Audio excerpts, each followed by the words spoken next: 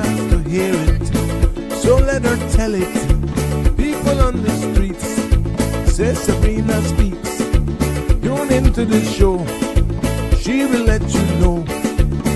Tell all your friends and family.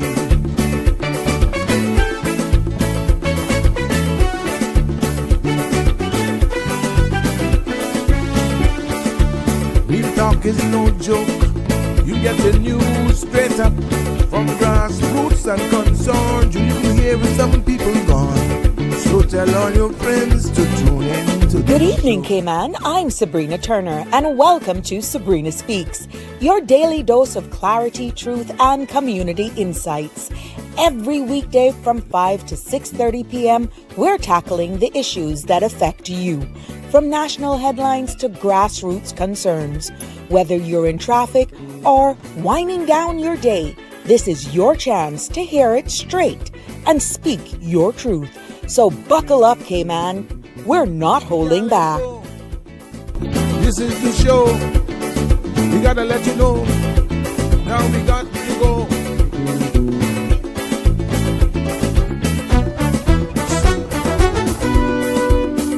And now here's Sabrina.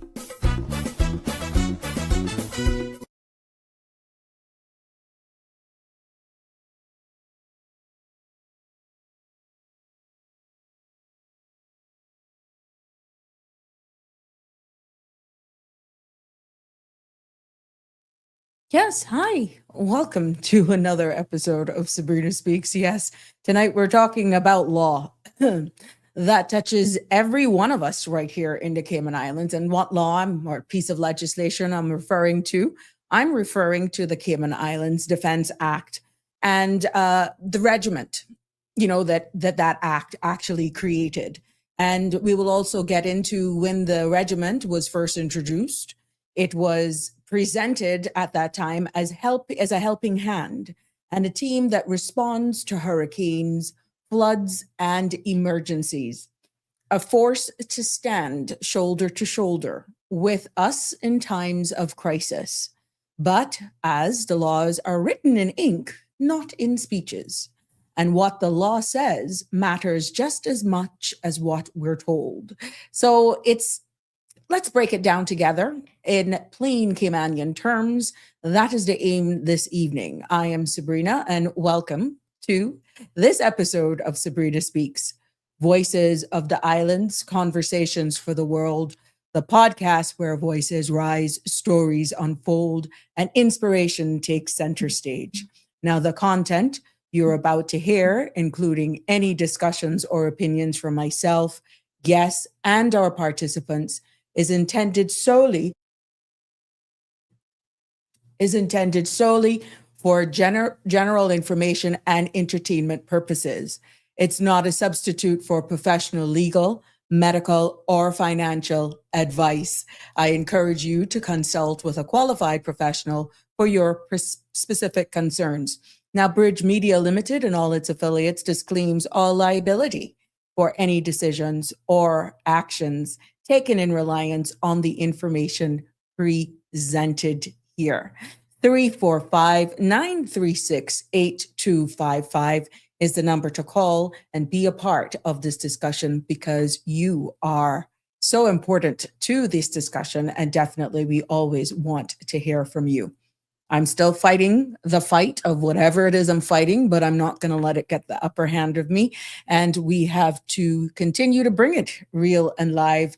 I was telling Sandra earlier on, I can't say I'm not going to show up to work because I can't spread my bugs with the office staff. The only office staff is Chance, and even him is not even around. So I'm here, and I'm going to deliver to you as promised and to the best of my ability. But before we're going into any more, let me share with you the weather forecast for tonight and into tomorrow. Now, the synopsis calls for residual moisture from a trough is expected to lead periods of cloudiness and an increased chance of isolated showers across the Cayman Islands over the next 24 hours. Now, light and variable winds and seas are expected from Wednesday morning, and satellite images show a scattered layer of clouds across the Northwest Caribbean. The forecast for tonight called for partly cloudy skies with a 30% chance of showers. Excuse me. Temperatures will fall to the mid 70s. Winds will be east to northeast 5 to 10 knots. This evening, varying to the east to southeast 5 to 10 knots from late tonight. Seas will be slight with wave heights of 1 to 3 feet. Now tomorrow, called for partly cloudy skies with a 30% chance of showers. Temperatures will rise to the mid 80s. Winds will be east to southeast at 5 knots or less. Today, veering to the south to southwest at 5 to 10 knots from late tonight. Seas are smooth to slight with wave heights less than 2 feet. Sun will set this evening at 6:05, and tomorrow sun will rise at 7:02. Tomorrow sun will also set at 6:05. Hope you heard it, Jimbo. The outlook is for an increase in cloudiness and showers from late Thursday night as a cold front approaches the Cayman area. Expect fresh northerly winds and rough seas from Friday morning as the associated high-pressure system builds over the southwest United States, and a small craft advisory will be in effect. So there you have it. We have another cold front that'll be gracing our shores, which we welcome. We prefer that, I know, instead of all of the hot temperatures that we normally have here, and it is a welcome to be here in our area. So there you have it for the weather. Make your plans accordingly, and definitely exercise caution when you're out on the roads. We have to do big shout outs today. Yes, big birthday shout outs to Mr. Steve McField, who's celebrating his birthday. Thank you so much for all of you who are sharing your messages on our social media channels and all of the CMR.TV.com platforms as well.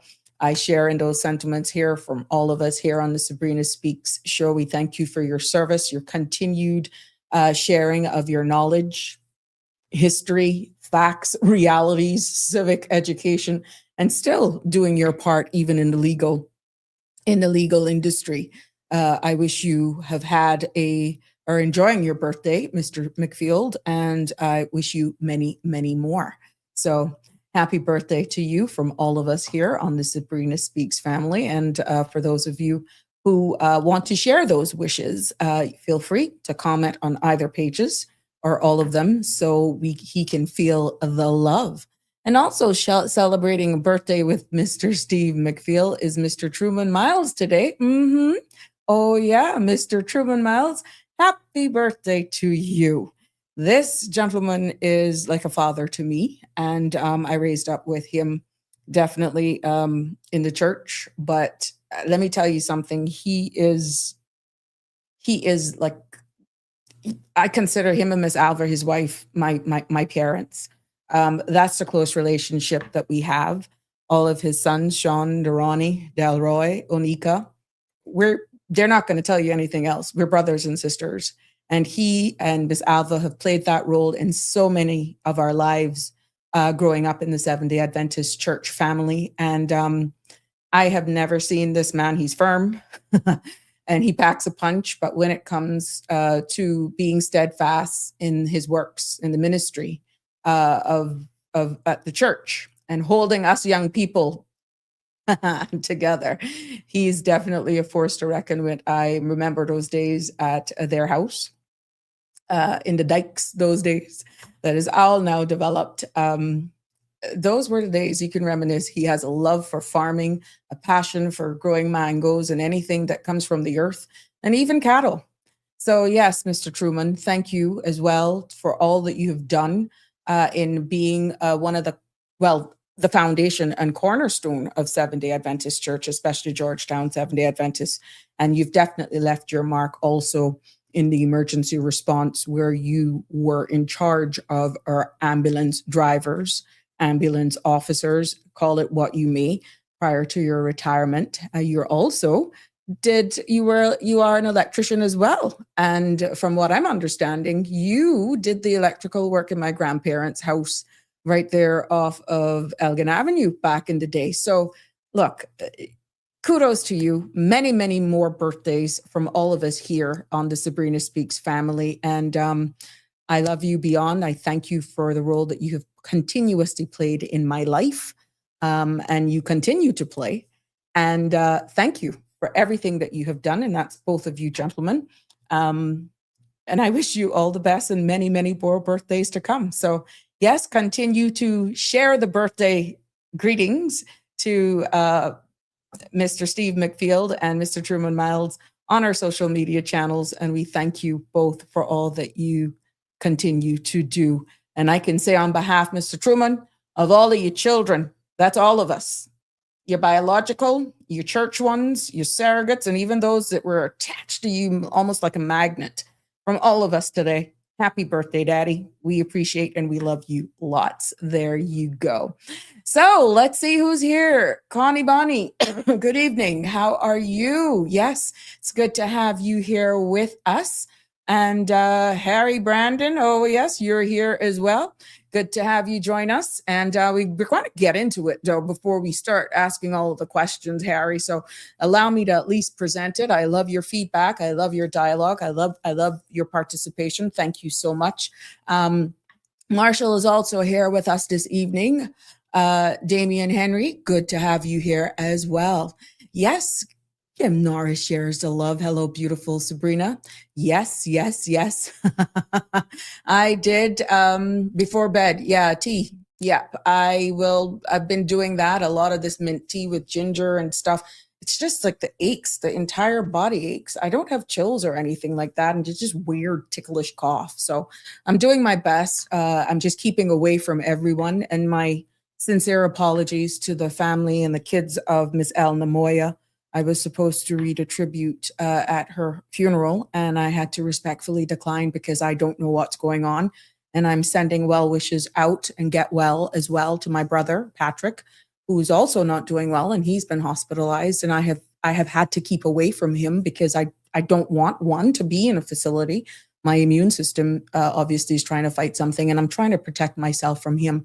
So I'm wishing him all the best as well. And as we keep together strong. So I'm doing everything that I can, Jimbo, to fight this, but work calls and life goes on, eh? O'Neill, good evening. Yes, thank you for sharing in all of those birthday wishes as well. Marshall, I know you will know Mr. Truman very well. Yes, yes, yes, yes, yes. Yes, Harry. To be fair, I shouldn't say that I look into it. Turns out the government in London did agree. There you go. See, a little bit helps. And we're going to go a little bit more into it as well. So yeah, it does help. This is why we take our time and we respect each other's opinions, and then we bring it back around full circle. So you've learned a lot since you have been on this platform, Harry, and we continue to learn and correct each other as needs be. What we don't want to do is to be jumping to conclusions and all sorts of other things. We just learn together and just go and do our fact finding. Darling, it's always good to have you here as well. Thank you for sharing. Marshall, old age, no, you can keep that to yourself. This is not old. I like you. I'm not going to go down without a fight. I could tell you that. Good evening, Miss Lucille from the UK, another one of our UK family members.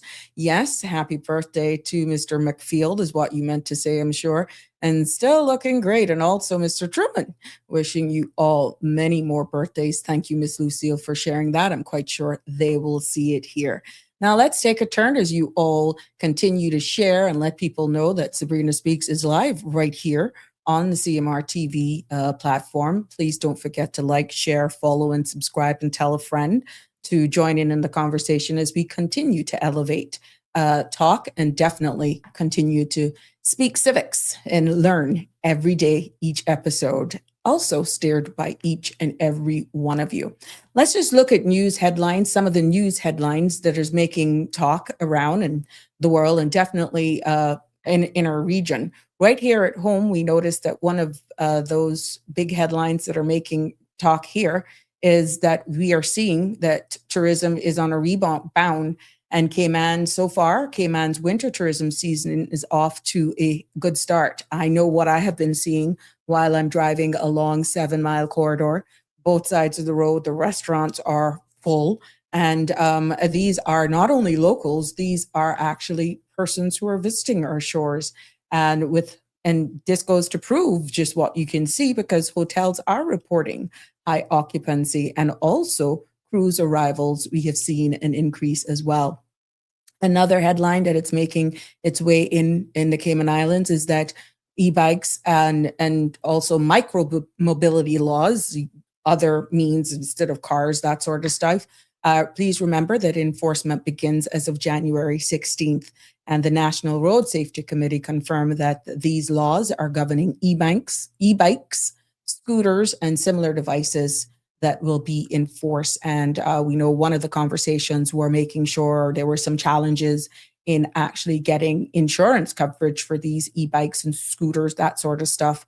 And from what we're hearing is that has now being resolved, and persons can actually get insurance.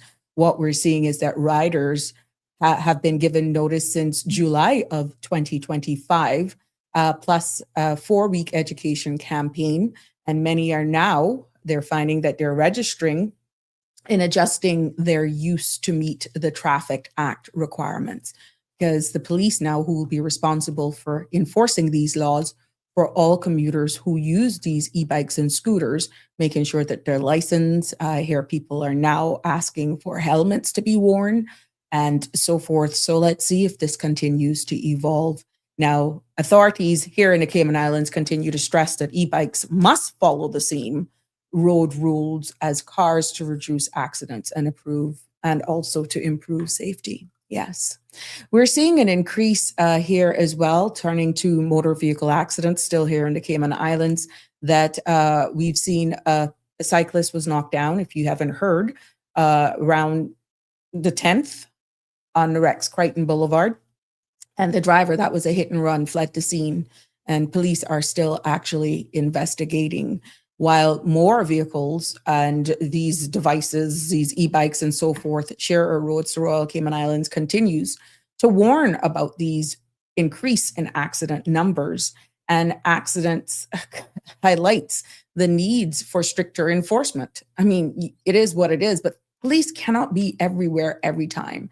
You know what the laws are, you know what the speed limits are. It's obvious that people are not driving the speed limits on some roads. They're not wearing seatbelts. They're not, they're using their cell phones and that sort of stuff. They're not driving with due care and caution, and things happen. So at the end of the day, these accidents are showing where we need stricter enforcement, yes, and public awareness campaigns can only take us so far, but everybody at the end of the day is responsible to do their part as well. Also making local news, we see where there has been an incident again on January 10th of a 60-year-old Canadian man who died, unfortunately, after experiencing difficulties while resurfacing from a dive trip off West Bay Public Dock. Now, the Cayman Islands Coast Guard and EMS attempted CPR, but the gentleman was pronounced dead at our hospital. This is so far the second water-related death in the Cayman Islands for 2026, and it's definitely raising safety concerns again for visitors and locals alike. There has been speculation and conversations about whether or not these boats are equipped, whether all of the staff are actually CPR qualified, and AED machines being used and all of that sort of stuff. So will this continue to evolve, and protocols as to how we handle these things, where consents are concerned, consent forms that people have to do certain things to declare their medical history and all of that sort of stuff. You know, it does call for a broader conversation, but we'll leave it to the powers that be to actually do what we have to do, because it can do its impact on our tourism product here. So more as this continue to develop, as we continue to engage and hear more as the community responds to these incidents and the reputational damages and risk that it could have to our tourism product. And if you think that the power of the people do not have value in decisions that government makes, and it actually can help chart directions a government take. Look at this news as we switch it over now to the United Kingdom. Just minutes, literally minutes before coming live, BBC posted a story. Look at this. The UK government drops plans for mandatory digital ID to work in the United Kingdom. Now, have you heard this? It is just hot off the press, like really just making its rounds here. Because what we're seeing is that now with this, thanks to the BBC News, reported that the UK government has now dropped plans to make digital ID compulsory for providing the right to work. And ministers state that the scheme will remain voluntary after strong public backlash over privacy and civil liberties. Now, they also further to say, well, while digital checks may still be introduced, workers won't be forced into a national ID system, at least for now.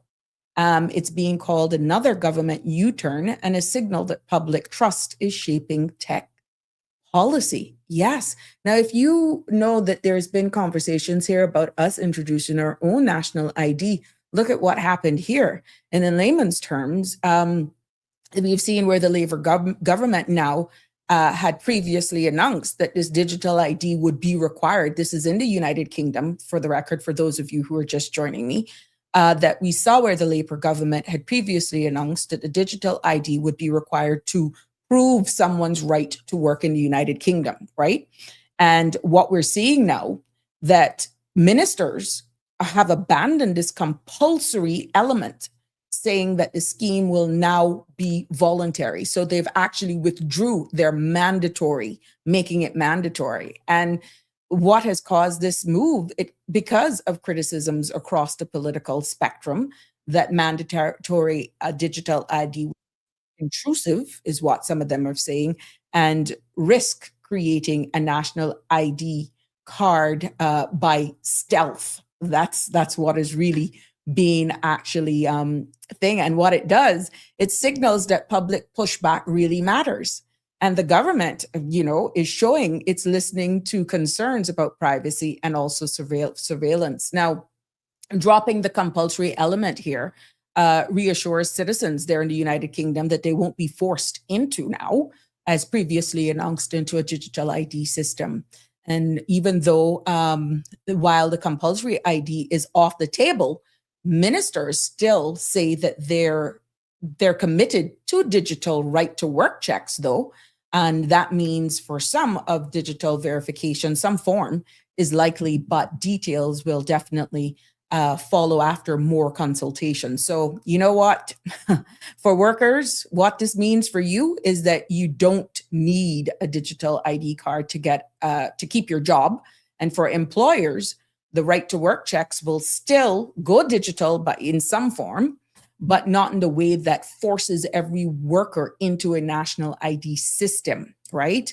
And where it comes from the political side of things, I'm seeing here, it shows right now how technology, privacy, and migration policy is colliding with the debates and how governments balance control, even with public trust. So there you go, latest there. And you hear us talking here, the importance of giving feedback and the importance of speaking out. Is this an example of that? Let's see. Now, just keeping it to the top headlines very quickly, moving on here in the United States, a little closer to us here in the Cayman Islands, we see where President Trump has been briefed on the new military options for strikes against Iran amidst intensifying protest and violence. Yeah, that's one of the headlines that's definitely making its way amongst others. Like there's also the key of protest to acts for the to have ICE abolished. We are seeing where nationally in the United States, protest continues nationwide as tens of thousands have marched in Minneapolis and other cities after we know the fatal shooting of Nicole Good by an ICE agent. Yeah. So a new survey shows that 42% right now of Americans are now supporting abolishing ICE in the highest level since the agency was created back in 2003. And demonstrators are framed around this ICE's use of force and its role in immigration enforcement. So really, that's what's happening and what is continuing to make news headlines over there in the United States, just like this one as well. Look at this. Just before noon, I saw where that headlines are just going all over social media platform that the Clintons refuse Epstein's testimony. Yeah, and the White House Oversight Committee, led by Republicans, this subpoenaed Bill Clinton, the former president, and Hillary to testify about their ties to Jeffrey Epstein. And both the Clintons have denied, calling the subpoenas illegal and unforeseeable and partisan. And they argue that they're already provided what little information they had. So this is a developing story. And like everywhere else, I'm quite sure it'll be flooding your social media channels as well. What we also see is in the Caribbean, making its rounds on some of the top news here in the Caribbean, is that illegal gun trafficking crackdown, as Caribbean governments are coordinating to fight a regional gun running network. So this is all developing right on our front doors. And big talks again in headlines for the Caribbean is also between Cuba and Venezuela oil dispute, as Trump has warned that Cuba will no longer receive Venezuelan oil or money, urging Havana to make a deal. So there you have it. That's the latest on the headlines that are making it locally, United Kingdom, United States, and definitely right here in our Caribbean region. Harry says, good for the Labour government for reversing that policy. It was extremely unpopular and it was extremely unnecessary. They keep doing this ridiculous thing of passing a policy knowing it's going to be unpopular to reverse it a couple months later. There you go. Cornish Man 72 says the UK government realizes that it will be booted out at the next election. That's the only reason. And Harry continues to say, or what they do is that they get told there's a crisis. They go, it isn't a crisis. And then 3 months later, announce a plan to respond to the crisis they think doesn't exist. Starmer is the worst prime minister in history. Bring back Boris. That is a statement made by Cornish of 72. And the real Michelle, hey, how are you doing today on this fabulous Tuesday? Well done, UK, she says. And Harry says, we just got to get the Online Safety Act scrapped. Well, we'll definitely keep to see where that is. There we go. So, Damien Henry. Yes. The UK Prime PM keep having U-turns on his stupid policies. We won't go down without a fight. They can't penalize us for not managing and controlling the borders. There we go. So Real Michelle said, so glad to hear that citizens have awoken, pull the plug on adherent control. There we go. So let's get into the history of the Defense Act of 2020.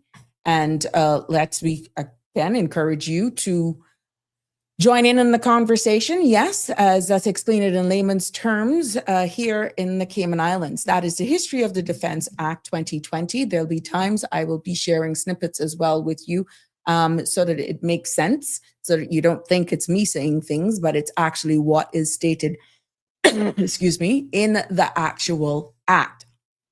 345-936-8255 is the number to call to be a part of the discussion.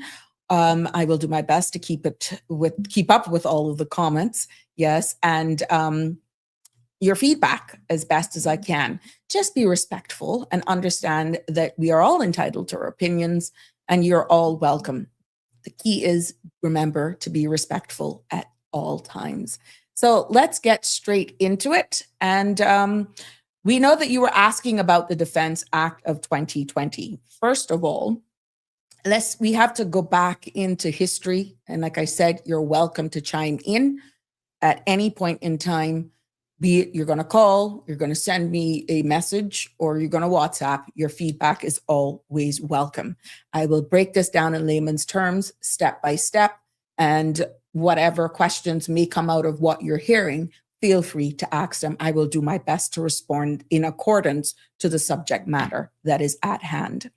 Now, the Defense Act of 2020, when I did my research, is the Cayman Islands law that formally created the Cayman Islands Regiment. So in simple terms, what that is, it gave the regiment its legal powers, and it also explains its duties. Its duties meaning defense, disaster relief, and support to the Royal Cayman Islands Police Service and Coast Guard. And that piece of legislation sets out how it operates under the governor's authority. Now, I know that based on the discussions that we had, it was constitution. We went into the act itself, the powers of the governor, whether or not at any point in time our regiment officers can be sent to war. All of that I'll cover. I aim to cover in this segment of Sabrina Speaks, or in this episode of Sabrina Speak. But let's go back a little bit into giving you a backstory.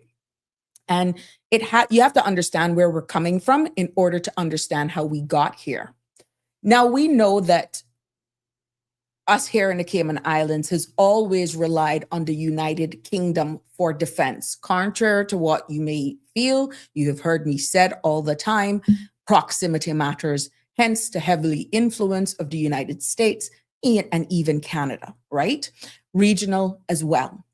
As far back, when you look, going back to the colonial era, as far back as the 1600s, Jamaica's governor was told to oversee Cayman security. And by the late 1700s, for historical context, Fort George was built in Georgetown as a small local fort. It still is there today. Okay. Now, after 1962, when Jamaica became independent, the Cayman Islands, as we know, and still is today, remained a British overseas territory. And then on, the United Kingdom alone was responsible for Cayman's defense. Plain and straight, it's just the facts. Now, for decades, what we have seen here in the Cayman Islands is that Cayman had no local military unit, only police and civil authorities. Now, disaster response, as we can see, relied heavily on outside help, especially after hurricanes. And that's where we have to raise our hats until the formation of the regiment to our fire officers. And those were the guys who were going out in the height of all of our hurricanes and storms and pulling people out and that sort of stuff with their equipment. We raise our hats to our fire officers, right? Going back for historical context. 2019 to 2020, we have acknowledged now that the United Kingdom helped establish the Cayman Islands Regiment as part of a broader push to, at that time, to strengthen resilience of overseas territory jurisdiction. And the regiment then was designated to focus, hence the birth of it, on disaster relief, humanitarian aid, and limited defense support. Okay? When it comes to the Defense Act of 2020, that was passed by the Cayman's Parliament law, officially created the regiment, hence its birth. It needed a piece of law in order for it to make sense. And what that piece of law did, it spelled out the duties of the regiment, the powers of the regiment, and the authority. And in short, which we will go into it a little bit more, is that the duties of the regiment, as stated by this law, is defending the islands. And in defending the islands, it also is assisting the Royal Cayman Islands Police Service and Coast Guard when asked, and providing, as I said earlier on, humanitarian and disaster relief. Now, the powers is that members can be required to train, serve locally or abroad, and I'll get there, and they may also carry firearms when authorized. Okay, this is all covered under the Defense Act. And the authority of the regiment is that the governor, after, as we broke it down yesterday, consulting with the premier. And the governor of the day decides when the regiment, in consultation with the premier, and sometimes in this case, even the minister in which the regiment falls under. But the governor decides when the regiment is deployed. The reason why I say that like that is because the regiment gets paid a stipend. And currently, the current construct of how the governor's office is structured, even though it's under her decision or their decision, that position's decision to deploy the regiment, for them to be paid, those funds are then out of the ministry in which the regiment falls under for them to be compensated. Only because the governor's office does not have an output to pay them. Okay. So bottom line is, in consultation with the premier, and of course, decides when the regiment is deployed. But it is a harmonious relationship, not only with the premier, but also the minister of that department, responsible for that department as well. So what it means is that Cayman now has somewhat its own local force, but for clarity, it is not a full army. It is a small trained unit forced on resilience. The United Kingdom, for the matter of this conversation, still handles big defense matters like military threats, in which we're seeing the geopolitical climate around us that has actually brought a lot of conversation. And what we're seeing is that the regiment is more about helping Cayman stand ready until help arrives. What also we have found in my discovery or discussion and research is that this act, this piece of legislation, also ensures that the regiments operate legally with clear rules about duties, weapons, and also command. So you may ask, where do we stand? And I'm hoping that how we're breaking this down now at the end of the day, it brings a little bit more context.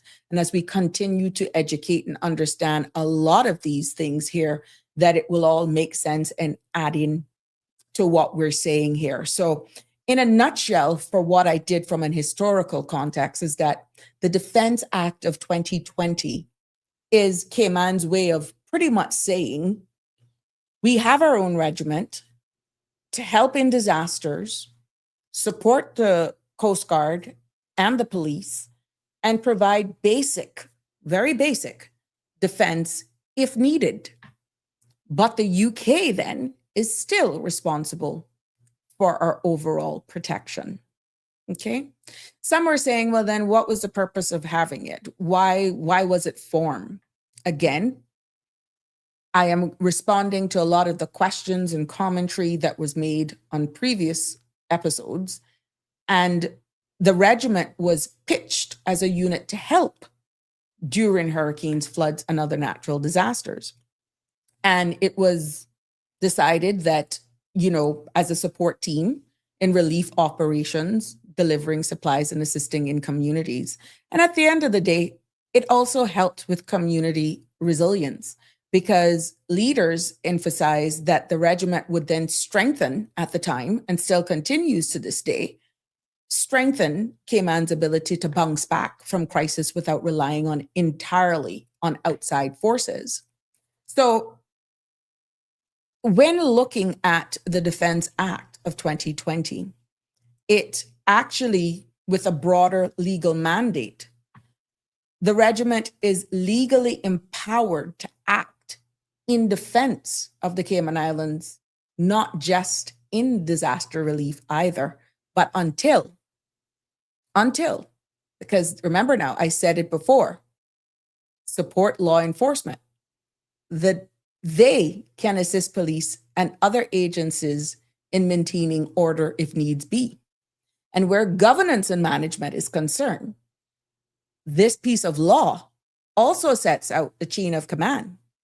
It also sets out discipline and authority, similar to military structures, okay? I think what has caused a lot of confusion is the choice of words that normal everyday citizens are not accustomed to here in the Cayman Islands.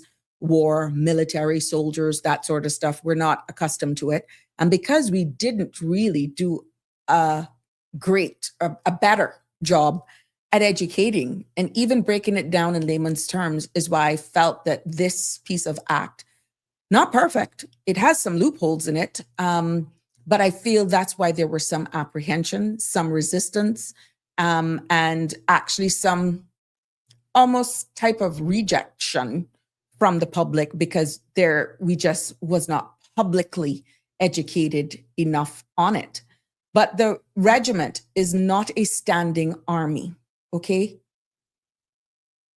It is not a standing army, but a reserve force, which means it can be mobilized when needed. And what that is that while it's not a full-time military, the law does in some way give it powers to go beyond just disaster relief. Now, here's the truth, right? We've covered it supports police operation. You have said, and we have heard it here over and over again, public debates about it. When we saw all of the equipment and machinery coming in to back it up, we know that we have had a number of Caymanians that have gone to Sandhurst for training, which I'll get into that. What is that? Where is that? Why? I can get into that a little bit as well. But here's the truth. Here's the truth. The regiment was sold as a humanitarian team, a disaster unit. And yes, that's a part of the role.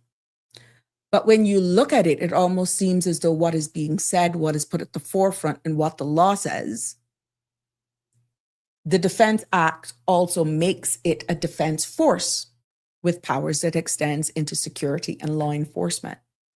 Now, for clarity, that doesn't mean that those powers will be used every day, but it does mean that they exist.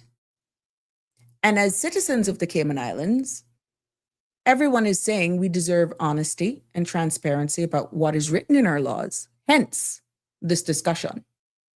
And the question isn't whether the regiment helps us in hurricanes, because we have proven it does. The question is whether the power holds match the promises that we were given. And that's a conversation worth having openly, but coming from an informed perspective where you can actually see what the law says. Okay. I know some of you have asked as well, and it came up yesterday, can a member of the regiment be called to fight if the United Kingdom calls? And even though that was a very great question, sparked a lot of feedback, it really honestly gets to the heart of what the Cayman Islands Regiment is and is not. We've said here that it was created under the Cayman Islands Defense Act, and I have it here, the Defense Act of 2020, and to serve the Cayman Islands primarily in disaster response, humanitarian aid, and support civil authorities. It is not part of the United Kingdom standing military. And members of the Cayman Islands Regiment are not automatically subject to overseas deployment at all, like the British Army soldiers. However, there is a UK connection, and I will try to bring this over here so you can see. I want to show you the law that covers outside of the Cayman Islands. So let me screen grab this for you so it makes sense. And I'm taking this straight out of the law, okay? I'm going to give you this so that when I'm talking, you can actually see it for yourself. But yeah, what we're seeing now about whether or not they can serve, let's pull this up here.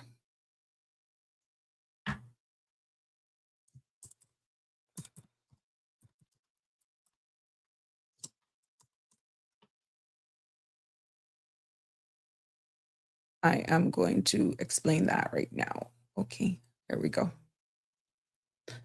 Yeah, let me just give this, because it does make a difference when I'm actually speaking and you can see it if you're not able to do it yourself. There we go, found it. I know a couple of you had asked about, well, what if they call us to the United Kingdom? And there we have it. The military service to perform inside and outside the island, right?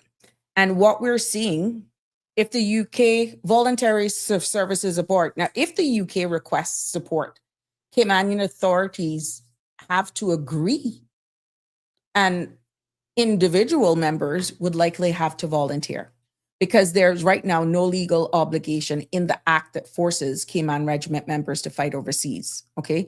So I'm hoping that this creates that. And you see here on what I have on the screen, the duties of the regiment in itself.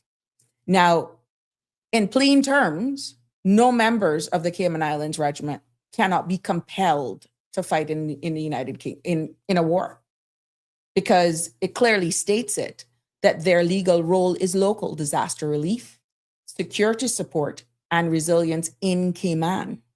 And any overseas services would be a matter of choice and agreement, not an obligation. Now, when you look at what I have here, in accordance with the Defense Act of 2020 that is posted on the screen, a member of the regiment may be required to perform military services, including training and non-combat services, both inside and outside the islands, in accordance with this law. Now, what that says is that a member of the regiment may be required to perform military services, including training and non-combatant services, both inside and outside of the islands, in accordance with the law as stated there. And really what that means in layman's terms is that military service doesn't mean fighting. It covers all duties the regiment is set up to do. Yes, I agree. But training also means it can be asked to, that members can attend courses and exercises and keep their skills sharp. And what we're also seeing is that non-combatant services for those persons, it means tasks that don't involve fighting. Things like disaster relief, humanitarian aid, logistics, or supporting civil authorities. Okay. Yeah, 695. I got some stuff coming in. So here we go. Okay, I'll get to that in a sec. Okay. So both inside and outside the islands means you could be asked to serve in Cayman or abroad. For example, helping after a hurricane in another Caribbean territory, or even joining a training exercise overseas. Now, in accordance with the said law that I have here on the screen, it means any requirement must follow the rules set out in accordance to the Defense Act, unless it's amended And right now, this act is what's in standing right now. So it is unlimited. It's bounded by this Cayman legislation. Okay. So if you're just joining us, welcome to this episode of Sabrina Speaks. We're talking right now about the Defense Act of 2020 and exactly about the regiment and its powers, its functions, its duties, how they perform, and whether or not the United Kingdom can actually summon them to go to a war. That's where we're at.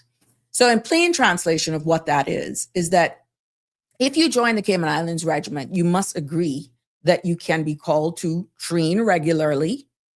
You can be called to help out in emergencies, and we have seen that demonstrated here locally, and possibly travel abroad for training or humanitarian missions. We have also seen that here, but not be automatically sent into combat or war zones, as the law emphasizes non-combatant duties. Okay, so I'm hoping we can actually calm those fears down with those choice of words. Okay, now we saw where some of our own Caymanians have actually been sent off, and congratulations to our Caymanians who have had the honor and the privilege to have attended, paid by the Cayman Islands government, the Royal Military Academy of Sandhurst.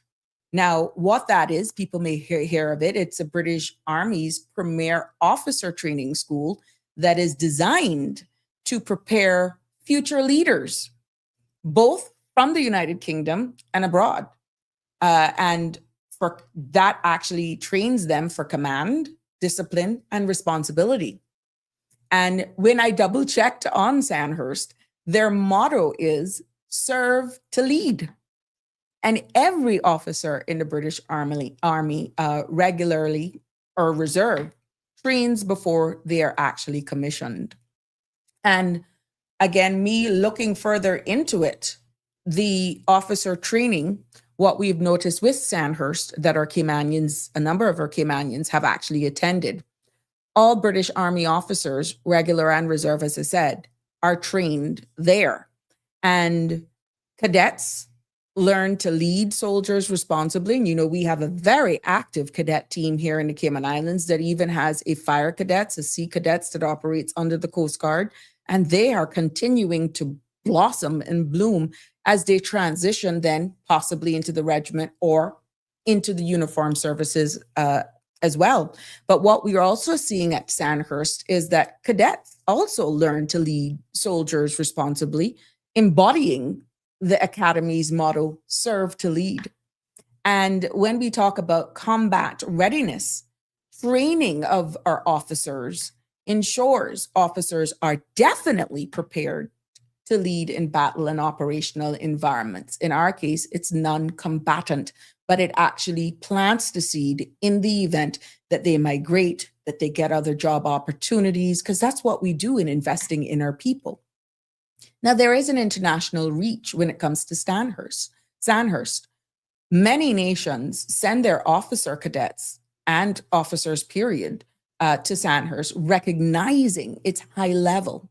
It's actually being named as world-class military academy. And for those of you who are wondering, well, where did that come out from? Because there's a similar one in the Caribbean.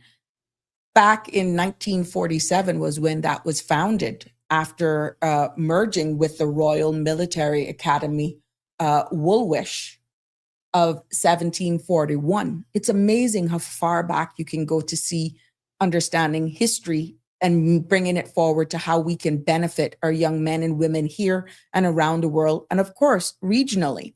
But this is going back from as far back as 1947, and then it goes even further back to 1741.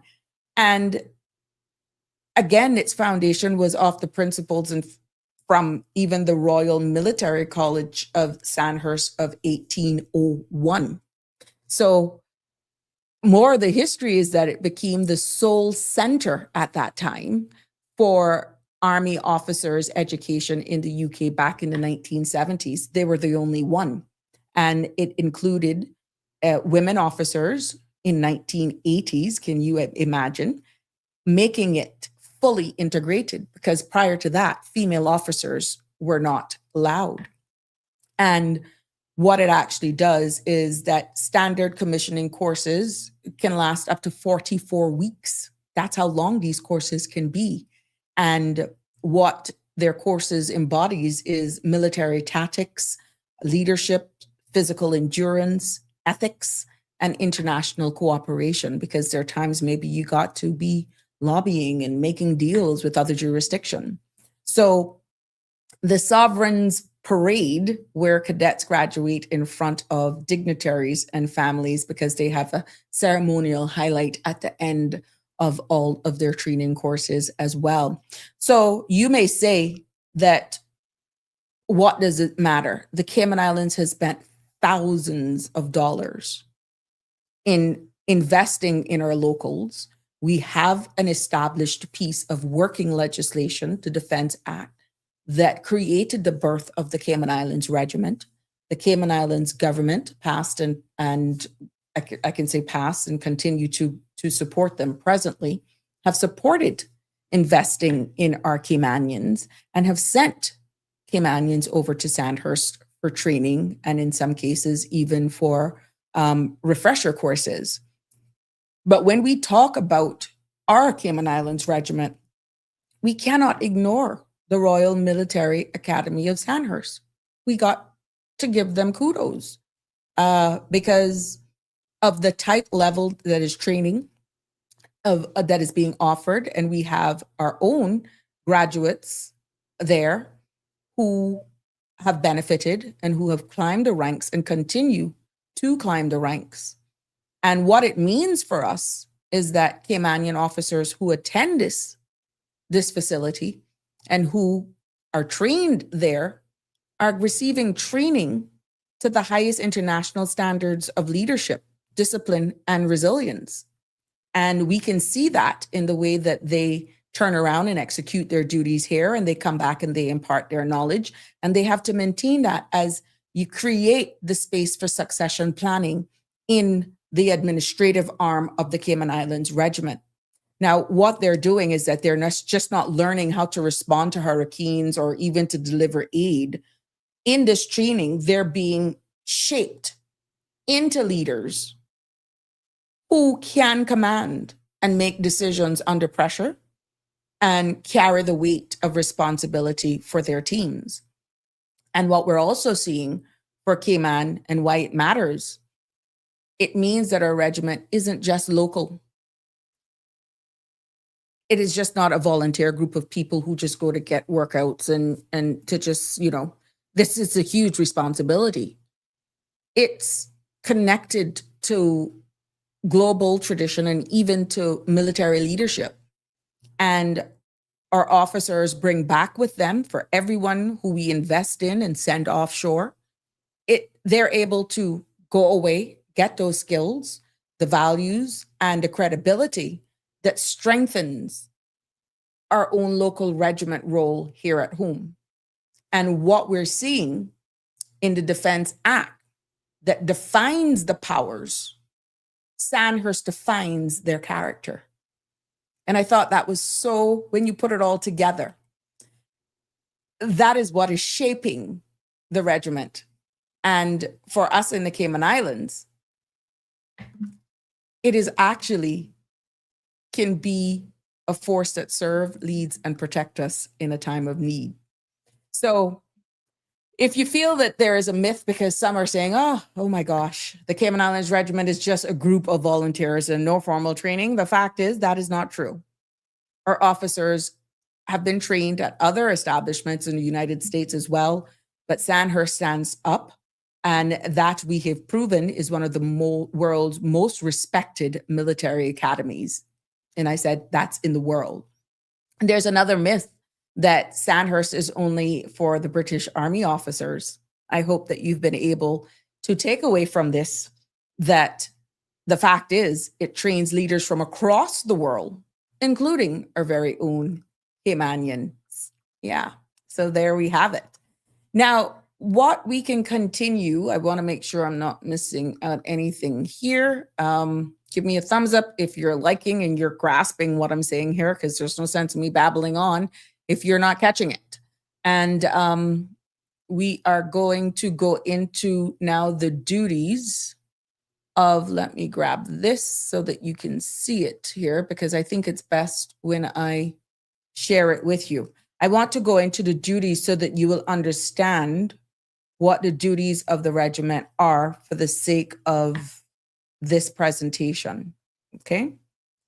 We got an hour to go, and I think we're covering it quite well. I'm going to just screenshot that for you so that we can, in case the conversation duties. There we go. So let's grab this so that while I'm talking, you can see it's just not me blabbering on here, that I'm really got it. There we go. Yeah, I want to go into the duties of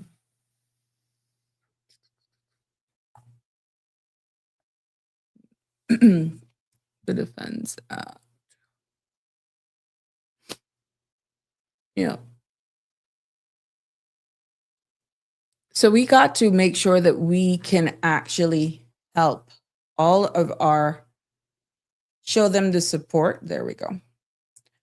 Once we have our people duties, there we go. Now I'm going to bring it in. There we go. Yep.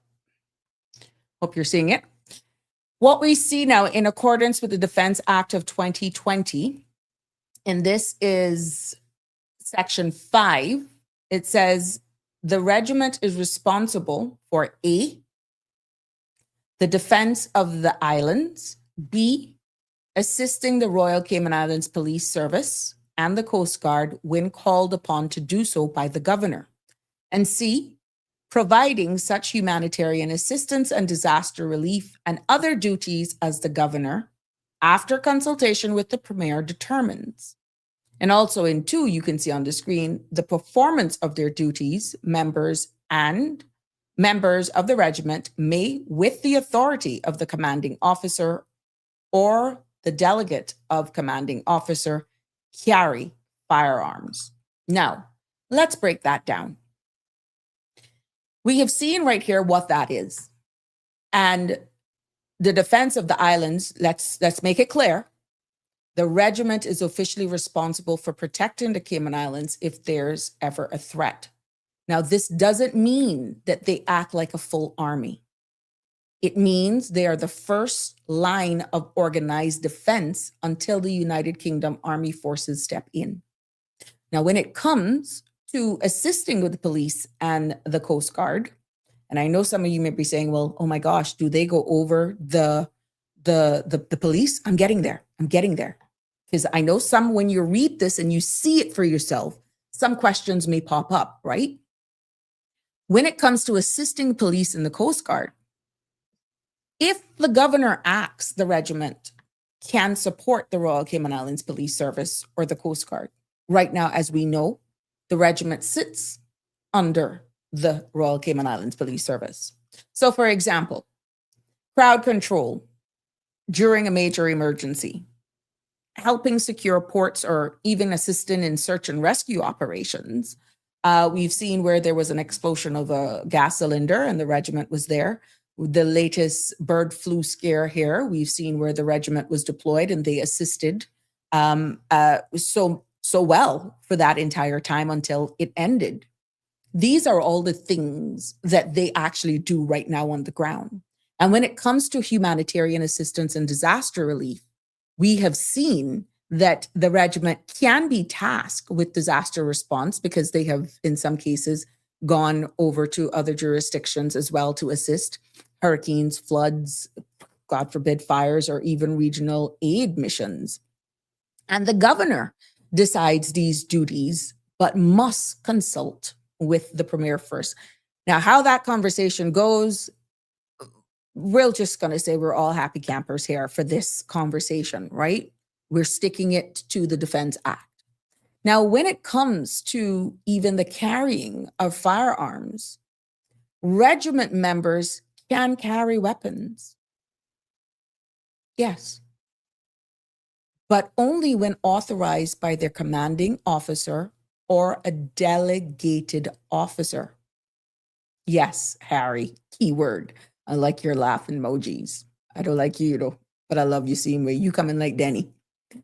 This ensures that firearms are used under strict control, not casually. And the purpose is to allow them to perform security duties safely and legally when needed. What I also found when I was going through this act is that in the interpretation, part 1 of the preliminary short title of this, in part 2, sorry, the definition of arms under the Defense Act, it says, and I quote, includes batons, handcuffs, and other means of restraints, protective vests, tasers, and pepper spray. That's covered in this law. I'm just letting you know. And at the end of the day, the meaning as defined under the defense law of the Cayman Islands Regiment means the military force established under Section 4 and referred to as the regiment.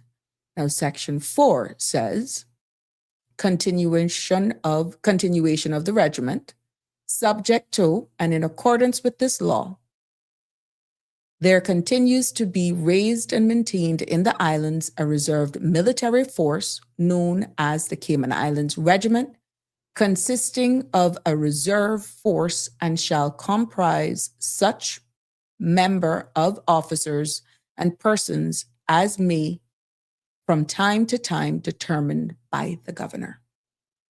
And a part of that you can see is where I went into the duties of the regiment, which part 3 was right there, okay? So one of those is that they're allowed to carry pepper spray. Now, plain translation of what I was saying of the regiment being a multi-force is that they defend Cayman if needed. In addition to that, they back up the police and the Coast Guard when called as well. And also, the regiment provides disaster relief, humanitarian aid, and they may carry, as I just said, firearms, but only under official orders. That led into the question then, does it mean then that the regiment takes precedent over the Royal Cayman Islands Police Service? Let's make it clear. Let's just explain how the powers then line up, how they all come together. The Royal Cayman Islands Police Service is the primary law enforcement authority in the Cayman Islands. They handle crime, of course, public order, and policing duties day to day. Now, the regiment in itself, the Cayman Islands Regiment, is not a police force, okay? Its duties are defense, disaster relief, and support as outlined in the law. And the governor's role is that the regiment can only assist the Royal Cayman Islands Police Service or the Coast Guard when called upon by who? The governor. When called upon by the governor. Now that means that the Cayman Islands Regiment does not act independently, nor do they take over policing. Okay? And the Firearms Authority, regiment members, as I stated, may carry firearms, but only with authorization from their commanding officer. Now, I know a lot of you are maybe just a little taken back by the realities of that. And you can see on the screen as well, the governor acts in the governor's discretion. 7 says, except as provided otherwise in this law, in this exercise of the governor's powers to duties under this law and other enactments relating to matters of defense, including armed forces, the governor shall act in the governor's discretion, which ties straight into what Denny was saying yesterday. Okay, but it's a little bit muddled because here you have the law in actually black and white. And I shouldn't even say actually, because that kind of dilutes what the power of this law is. That clearly outlines exactly the powers and the duties and how it all came about. So when it comes to answering that question, do they take precedence over the police? No, it doesn't take precedence over the Royal Cayman Islands Police Service. Now, egos need to remain in check because sometimes we know what happens when the adrenaline rush is there. It is clear they do not. The Royal Cayman Islands Police Service remains the lead agency for law enforcement. And what we're seeing is that, again, for repeat and to make sure it sticks, the regiment supports them when the governor requests it. Okay? For example, in a major disaster or even natural disaster. Excuse me. So in practice, the RCIPS here in the Cayman Islands leads, the regiment supports, and the Defense Act makes that clear. They are complementary, not competing. That statement right there speaks a lot of the type of leadership then that we will need and in understanding their role. Okay? At the end of the day. So we looked then at it being reservist, voluntary, stipend, and a lot of these persons are actually working in the private sector. And this is why I'm saying there are some loopholes, and one that stands out to mention is that for those persons who volunteer in our regiment, who are, let's say, not working for a government body, it was a question that was asked, do they cover releasing employees without there being any disadvantage should they get injured, if they're sick, especially for private service, private practice, or in the private sector. And how that works, as we're stated here in the Defense Act, is that, unfortunately, I couldn't find anywhere under the Defense Act where should a volunteer who's working in private sector actually gets injured or whatever, that, you know, they're covered. It's not explicit, right? The Act, again, established the regiment, first of all, its powers, its duties, and its structures. It was focused on disaster response, security support, discipline, and definitely command. And employment protection, the Act, as I stated, does not directly regulate private sector employment contracts. Neither does it actually cover benefits. We have the Labor Act here of the Cayman Islands that applies to all employers and definitely covers employees. But the key protections, what we're saying, is that in written contracts, employers must, let me use the word must, provide clear terms of employment. And I think this is one of the elements that should be now including in all contracts, that should their employees be inclined to volunteer as a member of the Cayman Islands Regiment, that somewhere in there it's baked into their contract. Okay? Because it is an option for persons who may wish to. And even with leave entitlement, sick leave, vacation, maternity, paternity leave, these are stuff now that is, especially the paternity part of it, is covered. Now we're looking more into that for the private sector under the Labor Act. And even termination rules as well. Employees cannot be unfairly dismissed without cause. Now, when it comes to the military and the regiment service, as I said, this is one of the things that should be a minor amendment to this act. There is no explicit clause in the Labor Act mandating that private employers must release staff for regiment duty without disadvantage. So this opens up a door for a national discussion, understanding the role of the regiment and people's choice of wanting to give of service or maybe have an interest in the uniform service. But what it really means for regiment members, when you compare private sector employees,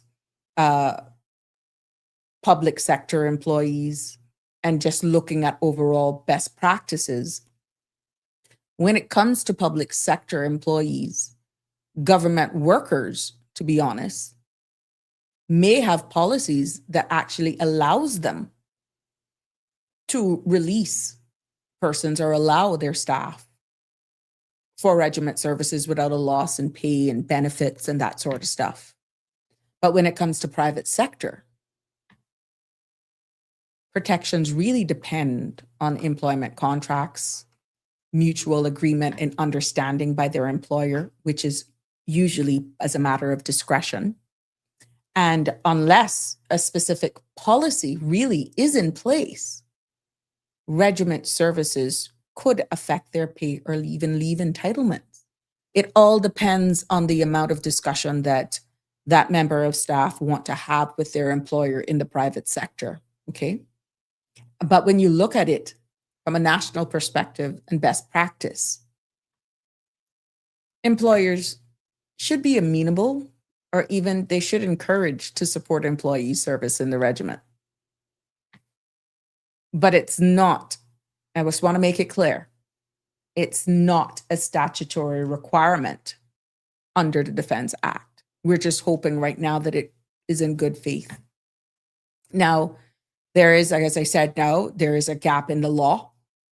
And unlike some countries where reserve forces have explicit job protection, we see that in the United States, uniform services, and even their Employment and Reemployment Rights Act. The Cayman Defense Act, for some reason, does not provide that. And that is something that is an easy fix based on this subject.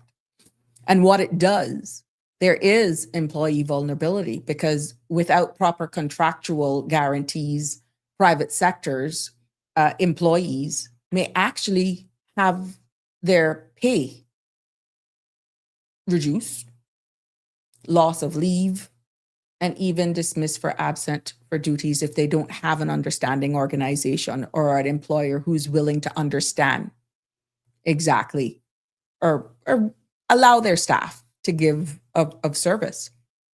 So this is an area where us here in the Cayman Islands, may need clearer legislation and protection as well, or proper employer guidelines to ensure that regiment members are not at a disadvantage.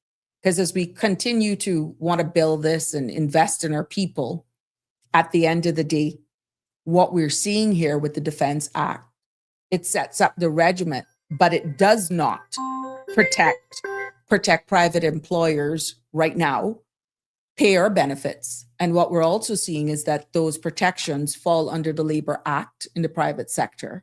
And currently there's no automatic safeguard for private sector workers serving the regiment right now. So we're hoping that at the end of the day, as we continue to modernize, as we continue to mature, as we continue to accept this piece of legislation for what it is, also identify the loopholes, the risks, that easy amendments and clear civic engagement and education could actually go a long way. Good evening, caller. You're live on Sabrina Speaks. What's on your mind?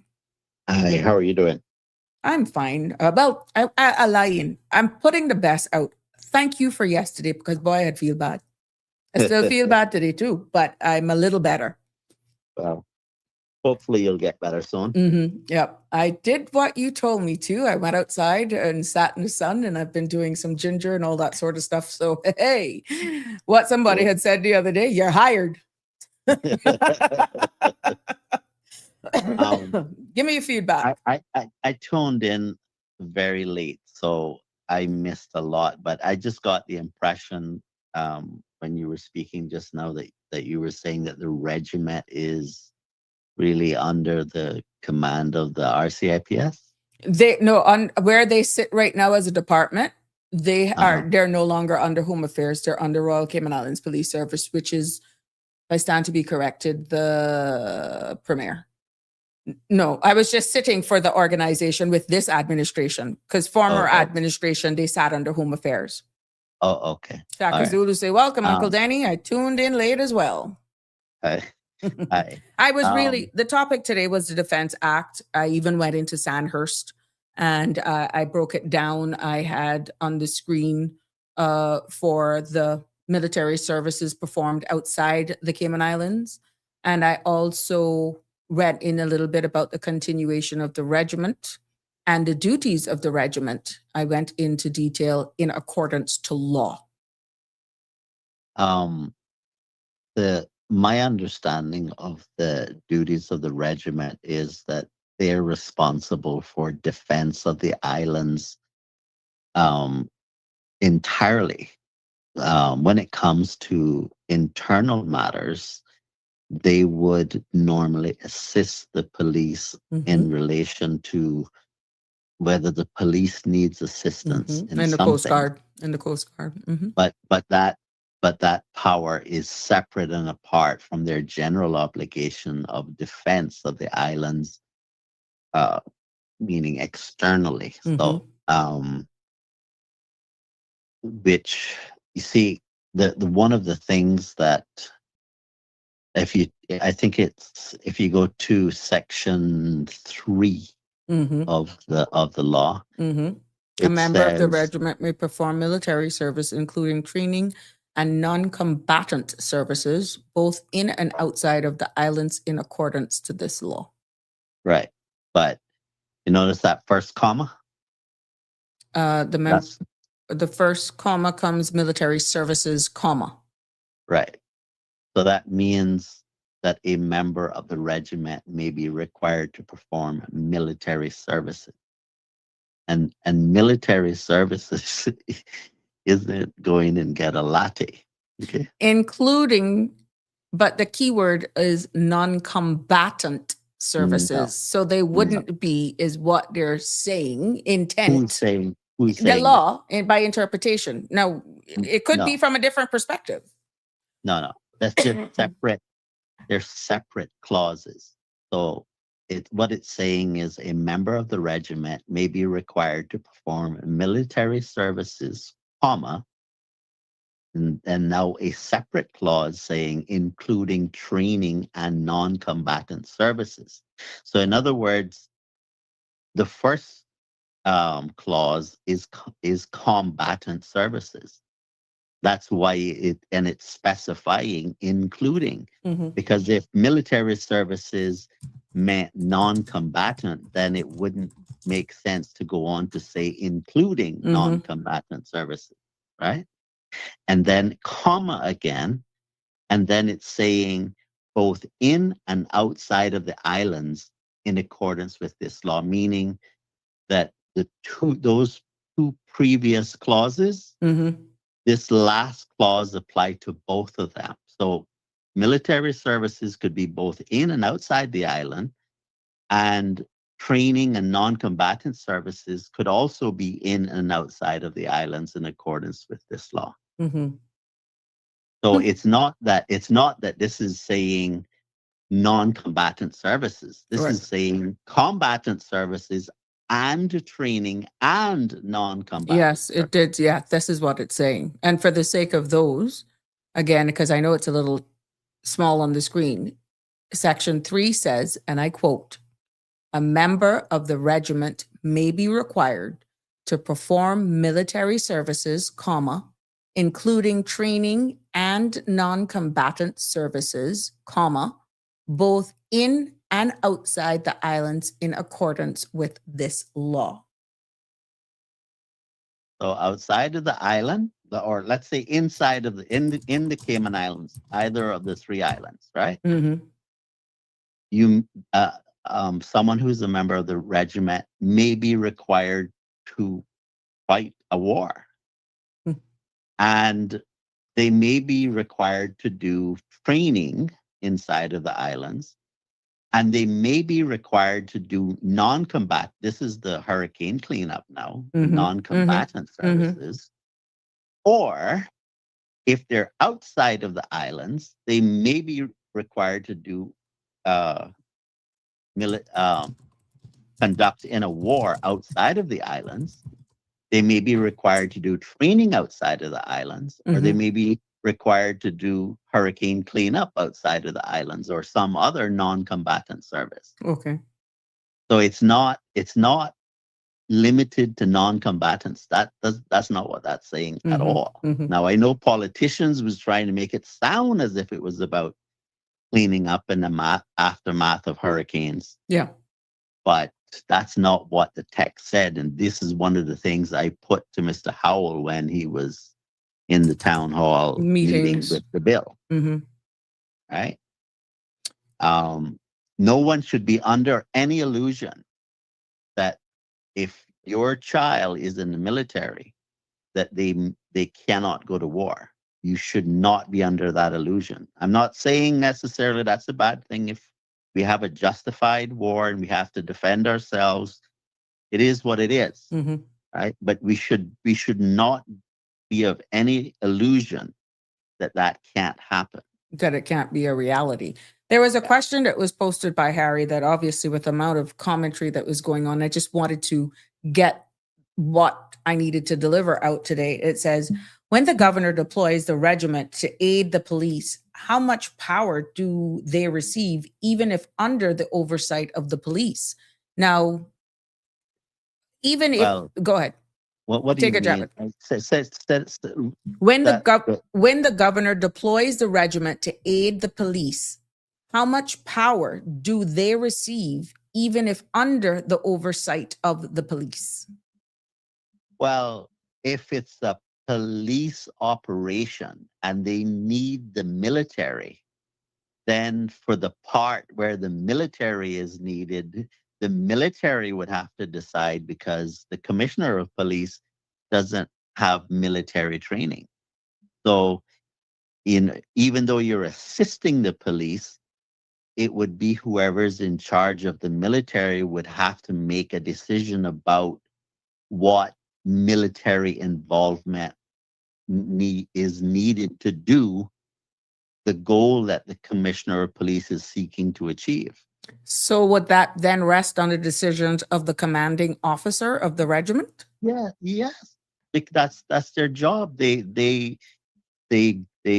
command officers to achieve a certain objective. Yeah. But then it's saying then that the police, when the question was, well, who then take precedence once the governor deploys the regiment? Is it still the police, or it all depends on the situation? Yes. In other words, if it's a police operation, to the extent that it doesn't involve fighting or whatever to a certain degree, it's police work. Yeah.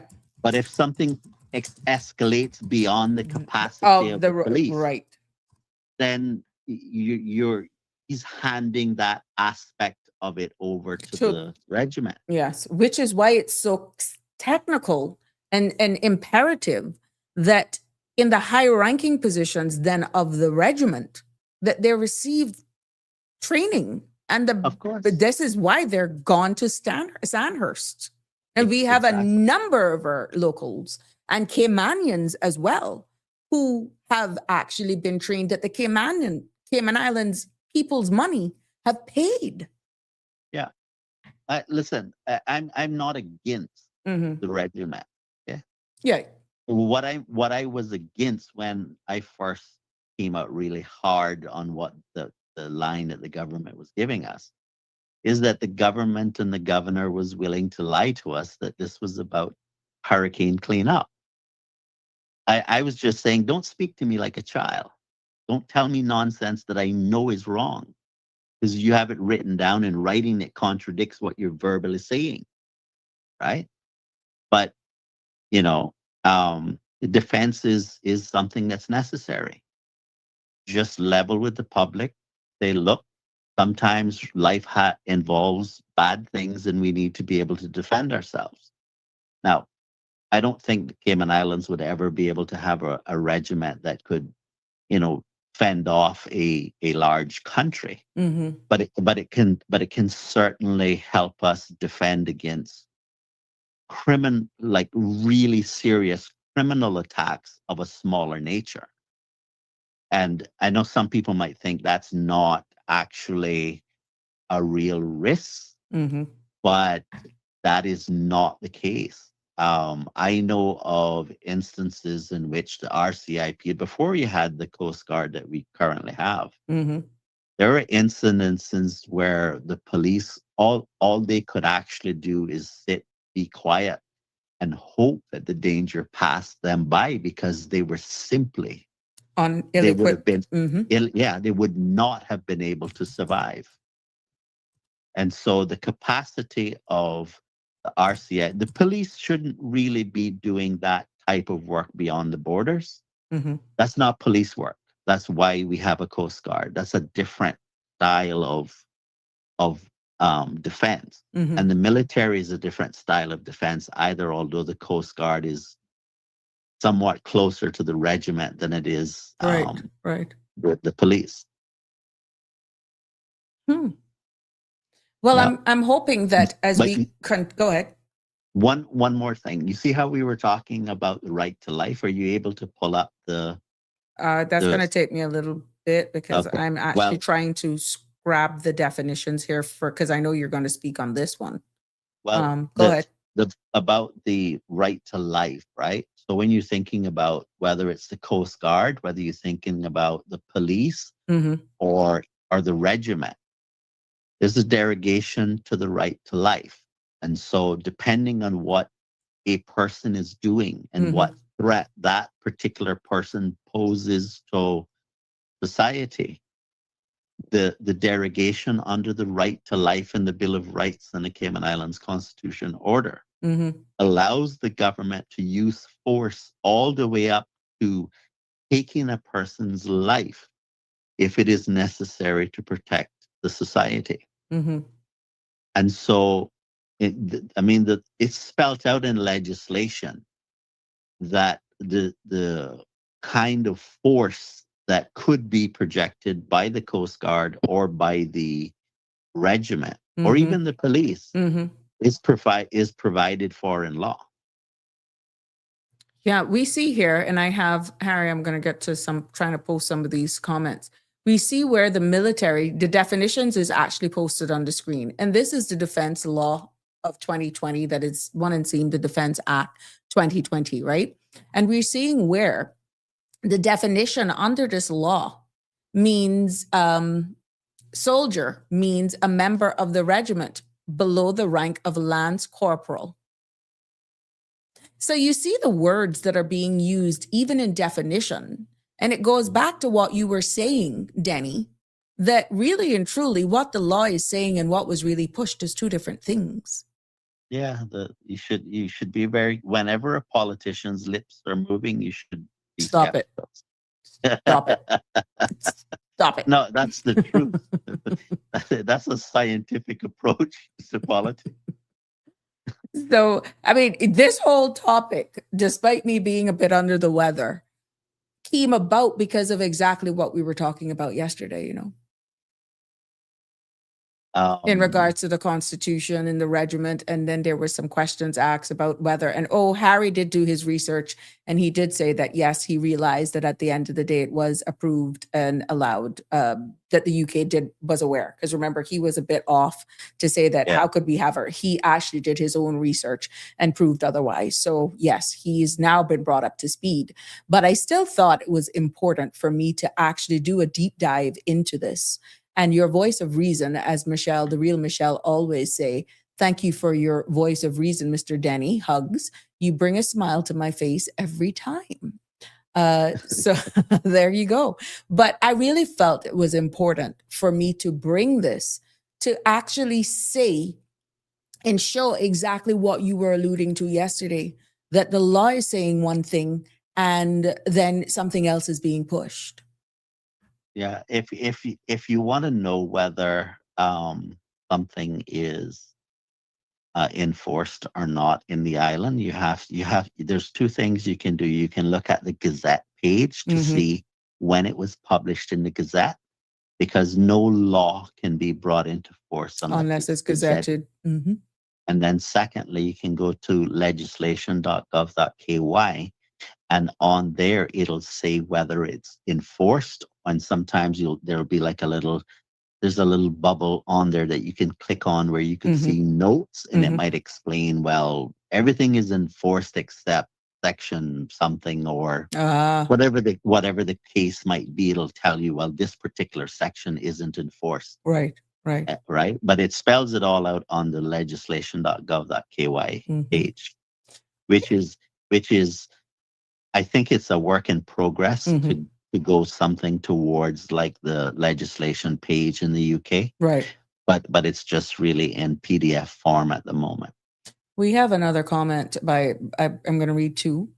Actually, Shakazulu says, why can't the regiment be mandatory for all youth who are not going to college or take part in other civil services?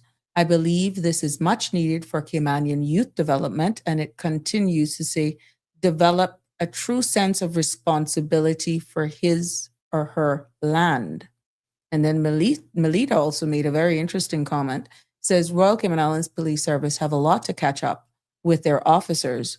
I've proven firsthand with a simple first aid response. Embarrassing. So what do you think in regards to Shaka Zulu's comment about it, with being in our young people? Remember now, the cadets are there, but it ends at 18.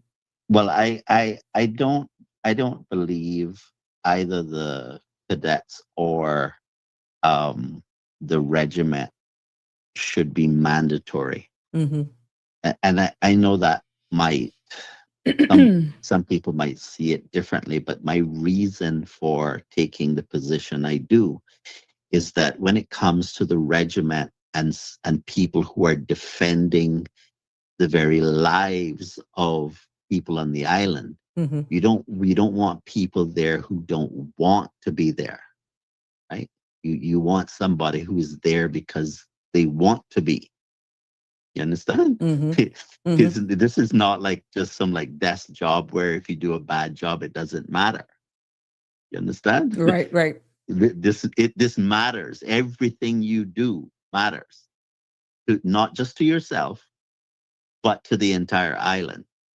So this is you see, there's this idea that people, should be required. I don't agree with that.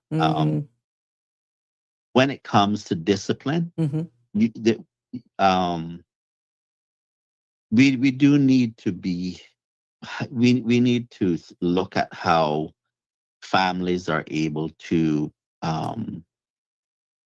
survive, whether they're able to stay together, children get an education, you have employment.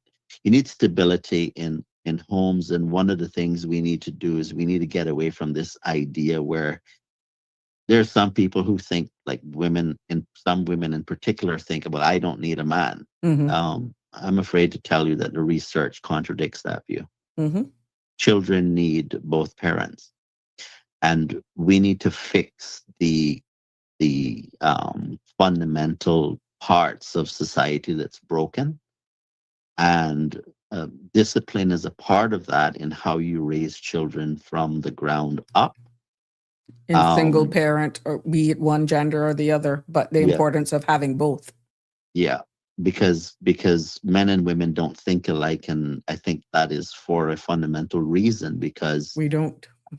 yeah, and there's the and but that isn't necessarily a bad thing, Mhm. because men and women have different roles in a child's life, right? There's That's another something. episode of Sabrina Speaks, Danny. Leave it to you. Yeah. Leave it to No, you. well, I'm just saying that when it comes to discipline, that Mhm. you need to work out discipline before you get to a military. Mhm. Mhm. Because when you get there, it's all about discipline, and it's about um, respect and commitment to a cause that's not for someone who is unsure about what to think about themselves and society. Harry is asking a question from yesterday. He says, and he corrected, question for Mr. Denny. He said yesterday the UK is a master of the art of deception. And sorry for that, but how could that be true when the UK has exercised its power to suspend constitution of British overseas as recently as 2009? Well, it's not one or the other. They Oh. have the power. They have the power to suspend. They even have the power to do that to what some think is the Cayman Islands Constitution. It's not really the Cayman Islands Constitution. It's the UK's Constitution for Cayman, which is why. But even with the amendments that Yeah. we were so involved in, you still say the fundamental core of it was written, which we shared that history yesterday, was written not by Caymanians, even though there were, I think in 2009, an amendment where what happened, the core of the Constitution was not written by locals. None of it was written by locals. We made suggestions, and the UK decided to include in their authoring of that document some of our suggestions. But it's not us doing it. It's that we made recommendations and they accepted some of our recommendations. But you have to go to the end of the Constitution order to realize that what it says, I can't remember the exact wording, but I'm going to paraphrase something to the effect of, notwithstanding the generality of the foregoing, the UK retains the right to legislate for good governance. Correct. And so what that means is that if things go wrong, they can exercise the nuclear option to step in. So they can exercise the nuclear option to step in and correct what they perceive to be going wrong. So essentially, how Cayman is functioning at the moment is that you have a government who has responsibility for administering the country, and we give advice to the governor on a number of issues, and one of them is security, because that's the governor's direct responsibility. And we can write legislation, we can draft legislation, and effectively when they go to the House and they say, we pass this bill, they're giving advice to the governor about what should be the law, and if the governor accepts that advice, the governor can put it into law. And if the governor rejects the advice, the governor can say, "We'll take it back to the House and reconsider it." And if they, get in this lock jam, the UK can legislate directly for Cayman if they choose. I see where Harry says, but if the Cayman wants to amend its constitution, does the UK always accept these amendments? They don't have to. It's not our constitution. You keep saying that. Yeah. It's not ours. I know it is called the Cayman Islands Constitution. Think about it like this. If you had a company named the absolute best burger in the entire world, does that mean that the burgers you cook are actually the best burgers in the world? No, it's just the name of the company. Yeah. right? And the Cayman Islands what the operative word in the title is the word order. Order. What does the word order mean? It's a directive. It's given. These are the rules. These are And parameters. who gave the order? The United Kingdom.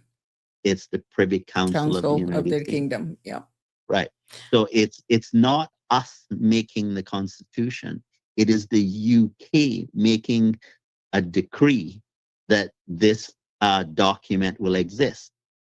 And the reason why we can't amend it is because we didn't create it, right? Only the creator of a document can amend the document.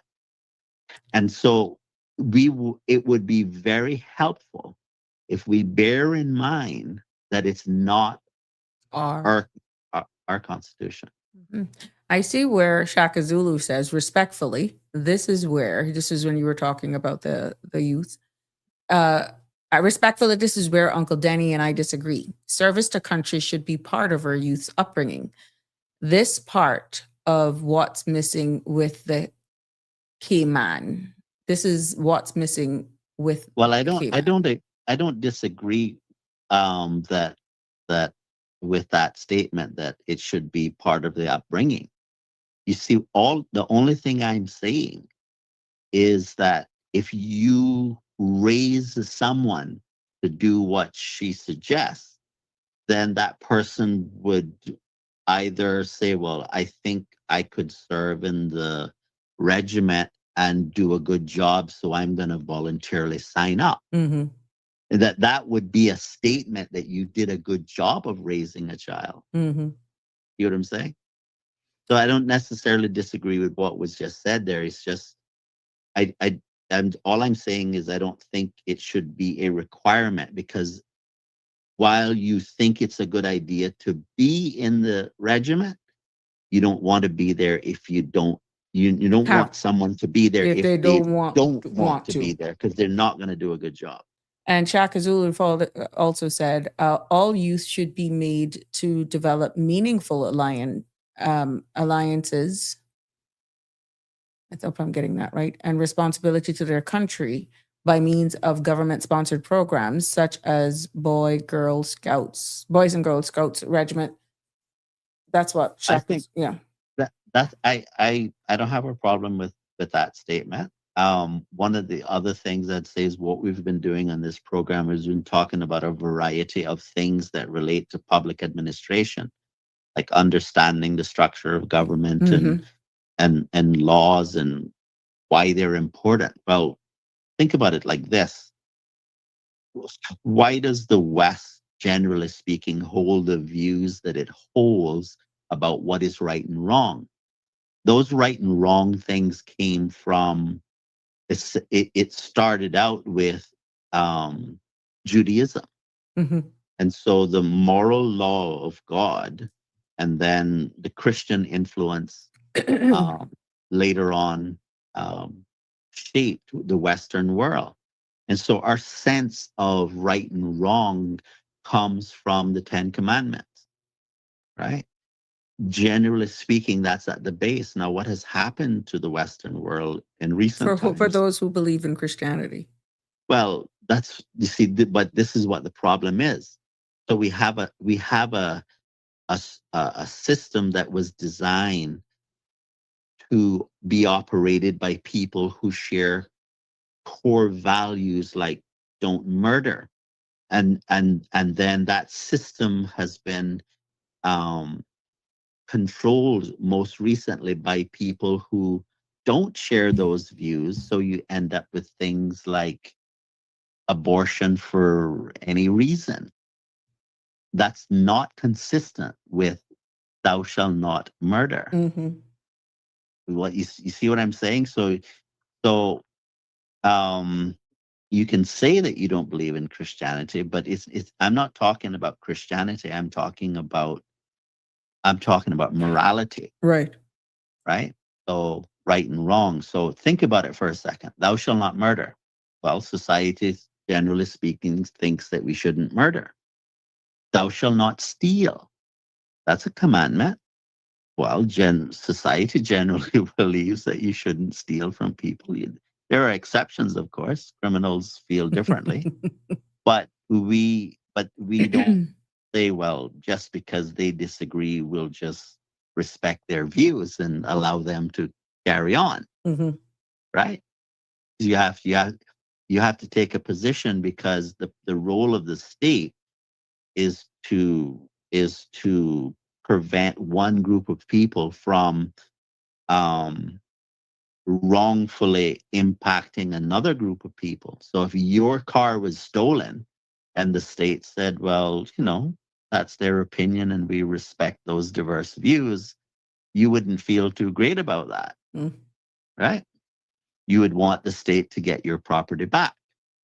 And so, but what the problem is that each generation has to be taught why does things work the way they work. Mm-hmm.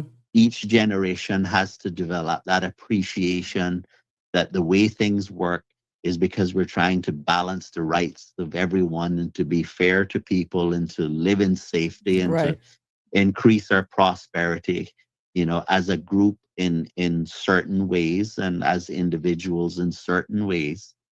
And why that's beneficial, because if we don't teach each generation these things, then they lose sight of why it's done the way it is. And then they end up thinking that a man could be a woman, which is certainly not the case.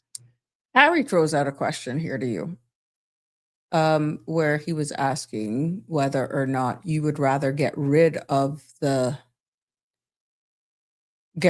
connection between the UK and other altogether and go independent. No, but there was another one. Okay, there it is. So, Danny, would you want to scrap the current constitution and have a constitutional convention in the Cayman Islands to write a new one? Or would you rather get rid of the connection to the United Kingdom altogether and go independent? That's a question to you, Danny. Currently, the way that Caymanians think about, let me just say it this way, the degree of political maturity that we have in the Cayman Islands, we wouldn't be a successful country if we went independent. That's what I was explaining yesterday. Mm-hmm. But it has been repeated over and over and over here a number of times. Yeah. Exactly. The key word of what you just said is maturity. Yes. You cannot succeed unless you have that maturity, because along with that maturity comes a degree of discipline that's necessary. Mm-hmm. Some people act in very emotional ways, and some people let their pride get in the way when it comes to making decisions. And when you're talking about making decisions that affect a lot of people, you have to put your pride aside. Mm-hmm. Because you're making serious decisions that impact a lot of people. Mm-hmm, mm-hmm. So no, I mean, that's not something I would advocate at the moment, even though it's something I would like to see. I'm not sure that Cayman will reach that level of maturity anytime soon. I just don't see it. In your lifetime, I don't think in mine either. I have said it here, despite being subtle. And this is by no means, but the word maturity says a lot. And even and you look at public discussions and dialogues and forums like this, I don't even get the interest, an overwhelming sense of interest in political maturity, because you can see by the level of discussions that we're having here, we're trying to break it down line by line. The interest is not there. But you mentioned the word independence, and then bang, you get all of this coming from one end. You get another end coming in. It's just chaos without proper research. And then that demonstrates level of maturity. Well, what is it that's coming from the end regarding independence? No. What I'm saying is based on, and I'm just speaking off of listening to other forums before we even born. I'm just thinking back of when the word independence coming up or it feels that way. This is by all means not here in this show or nothing recently that I've heard. I'm just thinking about previous discussions and public debates, and we could see the comments that maturity is just not there.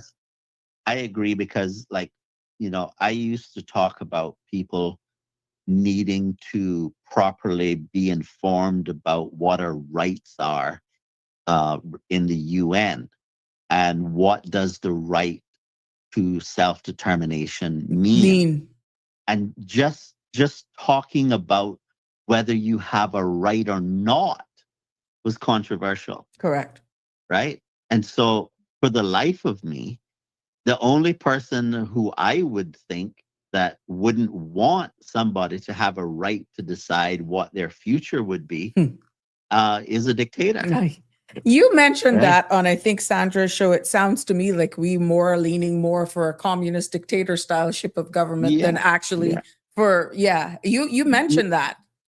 Yeah, but I'm glad you brought that up. So what's happening in the U.S. right now?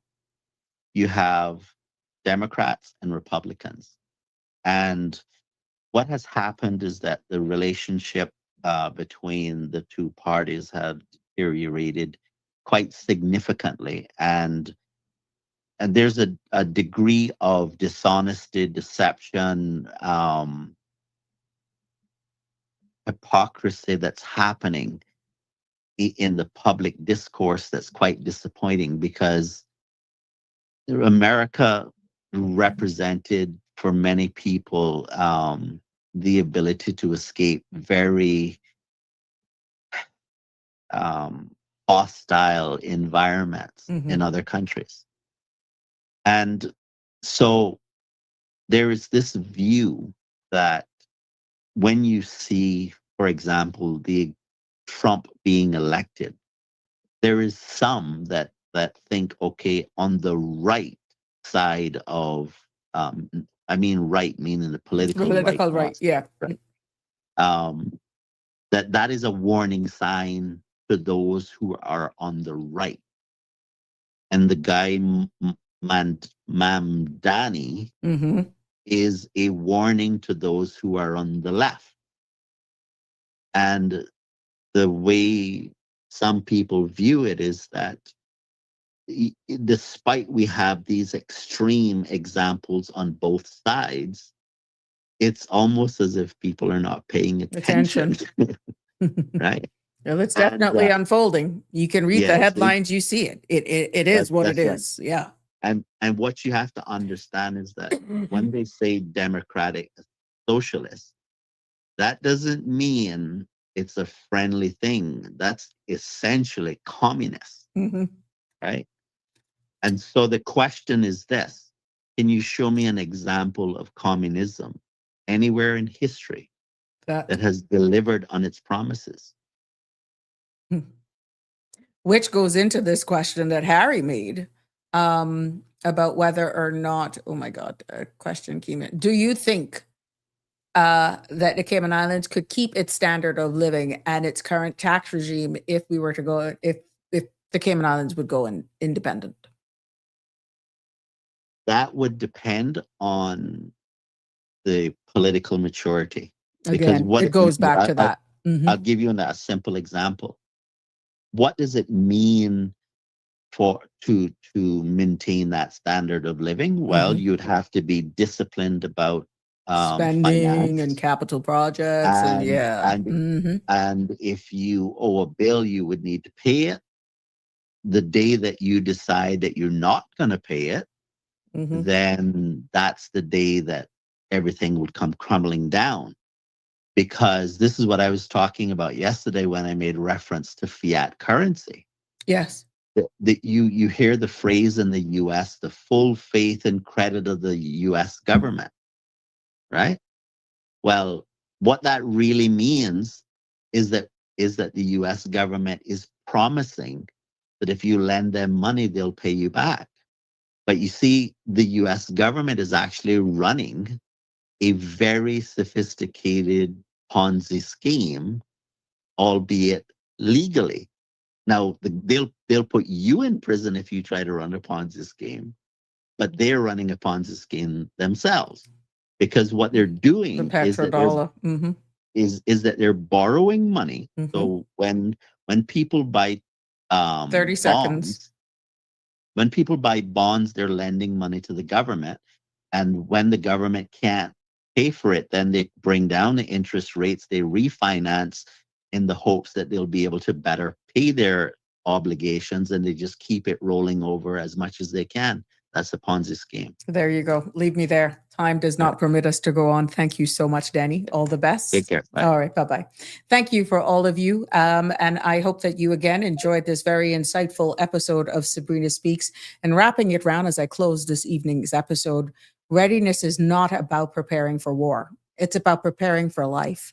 And I hope, based on the discussions that we've had here in the past 2 evenings, that you're able to see that more and more each day.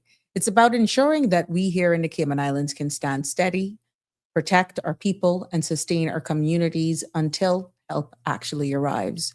Contrary and exactly what the law says, it is what it is. The Defense Act give the regiment its powers. We can explore that and continue to explore it, but it's also brings us training. It has been a pleasure bringing you this episode of Sabrina Speaks, and because resilience isn't just the regiment's job, it's all of ours. Have a good evening. Love you all lots. Until tomorrow, have a safe and blessed Tuesday. That's a wrap for today's edition of Sabrina Speaks. Thank you for tuning in and for being part of the conversation. Remember, the dialogue doesn't stop here. Stay engaged, stay informed, and most importantly, stay empowered. We'll be back tomorrow at 5 p.m., same time, same place, right here on CMR TV and radio, where your voice matters and your truth is heard.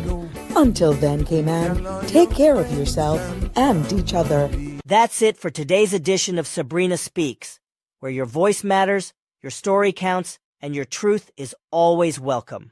Join us weekdays from 5 until 6:30 p.m. right here on CMR TV as we dive into the topics that matter most to you. Catch the show live or on demand at cmrtv.com. And don't forget to follow us on Facebook, YouTube, and Instagram so you never miss a moment. Until next time, stay informed, stay engaged, and always speak your truth.